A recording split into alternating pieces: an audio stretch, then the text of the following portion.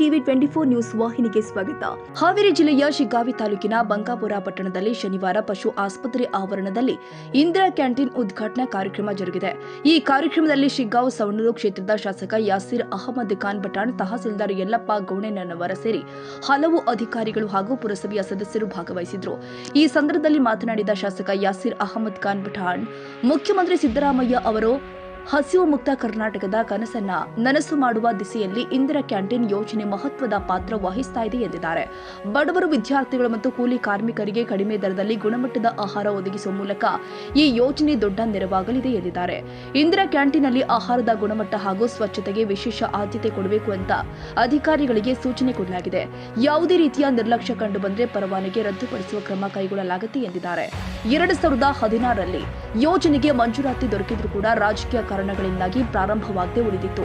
ಇದೀಗ ಬಡವರ ಅನುಕೂಲಕ್ಕಾಗಿ ಯೋಜನೆಯನ್ನ ಮರು ಆರಂಭಿಸಲಾಗಿದೆ ಅಂತ ಹೇಳಿದ್ರು. ತಮ್ಮ ಶಾಸಕರು ಆಗಿರುವಂತಹ ನಂತರ ಕ್ಷೇತ್ರದ ಶಿಗ್ಗಾಂವ್, ಸವಣೂರು ಮತ್ತು ಬಂಕಾಪುರ ಪಟ್ಟಣದಲ್ಲಿ ಇಂದಿರಾ ಕ್ಯಾಂಟೀನ್ ಆರಂಭಿಸಿರುವುದಾಗಿ ತಿಳಿಸಿದ್ದಾರೆ. ಇದೇ ವೇಳೆ ಕುಡಿಯುವ ನೀರಿನ ಸಮಸ್ಯೆ ನಿವಾರಣೆಗೆ 23 ಬೋರ್ವೆಲ್ಗಳನ್ನು ಕೊರೆಸಿದ್ದು ಶೀಘ್ರದಲ್ಲಿ ನೀರಿನ ಕಾಮಗಾರಿ ಆರಂಭಿಸಲು ಕ್ರಮ ಕೈಗೊಳ್ಳಲಾಗುತ್ತಿದೆ ಎಂದಿದ್ದಾರೆ.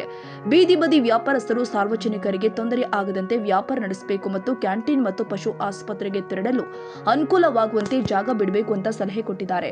ಕಾರ್ಯಕ್ರಮದಲ್ಲಿ ಯೋಜನಾಧಿಕಾರಿ ಚಂದ್ರಪ್ಪ ಪ್ರಾಸ್ತಾವಿಕವಾಗಿ ಮಾತನಾಡಿದ್ರು. ಪುರಸಭೆಯ ಅಧ್ಯಕ್ಷೆ ಮಮತಾ ಮಾಗಿ, ಮುಖ್ಯಾಧಿಕಾರಿ ಶಿವಾನಂದ ಅಜ್ಜಣ್ಣವರ ಸೇರಿ ಅನೇಕ ಗಣ್ಯರು ಮತ್ತು ಸಾರ್ವಜನಿಕರು ಉಪಸ್ಥಿತರಿದ್ದರು. ಬಡವರಿಗೆ ಅನುಕೂಲಕರ ಇಂದಿರಾ ಕ್ಯಾಂಟೀನ್ ಯೋಜನೆ, ವಿಪಕ್ಷದ ನಿರಾಸಕ್ತಿಯಿಂದ ಯೋಜನೆ ವಿಳಂಬ, ಗುಣಮಟ್ಟದ ಆಹಾರಕ್ಕೆ ಆದ್ಯತೆ, ನಿರ್ಲಕ್ಷ್ಯಕ್ಕೆ ಕಠಿಣ ಕ್ರಮ. ಶಿಗ್ಗಾಂವ್, ಸವಣೂರು ಕ್ಷೇತ್ರದಲ್ಲಿ 3 ಕ್ಯಾಂಟೀನ್ ಆರಂಭ, ಕುಡಿಯುವ ನೀರಿಗಾಗಿ 23 ಬೋರ್ವೆಲ್ಗಳನ್ನು ಕೊರೆಸಲಾಗಿದೆ. ರವಿರಾಜ್ ಎಸ್ಎಂಶಿ, ಹಾವೇರಿ.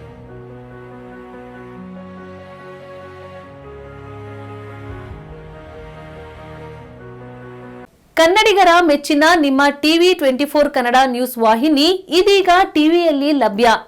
ಕರ್ನಾಟಕ ಮತ್ತು ದೇಶ ವಿದೇಶದ 360 ಡಿಗ್ರಿ ಸುದ್ದಿ ಹಾಗೂ ಉತ್ತರ ಕರ್ನಾಟಕ, ಬೆಳಗಾವಿ, ಬಾಗಲಕೋಟೆ, ಧಾರವಾಡ, ಹಾವೇರಿ, ಗದಗ, ಬಿಜಾಪುರ ಜಿಲ್ಲೆಯ ಕ್ಷಣ ಕ್ಷಣದ ವಿವರವನ್ನ ಪಡೆಯುವುದಕ್ಕೆ ಟಿವಿ 24 ಕನ್ನಡ ನ್ಯೂಸ್ ವಾಹಿನಿಯನ್ನ ಲೈಕ್ ಮಾಡಿ, ವಿಡಿಯೋಗಳನ್ನ ಶೇರ್ ಮಾಡಿ, ಕಮೆಂಟ್ ಮಾಡುವ ಮೂಲಕ ನಮ್ಮ ವಾಹಿನಿಗೆ ಸಹಕಾರ ನೀಡಿ ಮತ್ತು ಚಾನೆಲ್ ಅನ್ನ ಸಬ್ಸ್ಕ್ರೈಬ್ ಮಾಡಿ. Thank you.